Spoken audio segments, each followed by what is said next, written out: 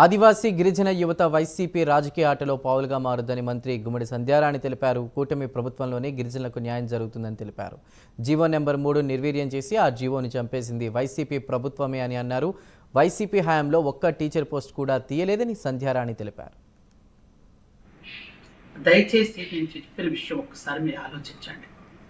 గత 5 సంవత్సరాలుగా GO number 3 మీద కనీసం గత ప్రభుత్వం వైసీపీ ప్రభుత్వం దృష్టి కూడా పెట్టలేదు.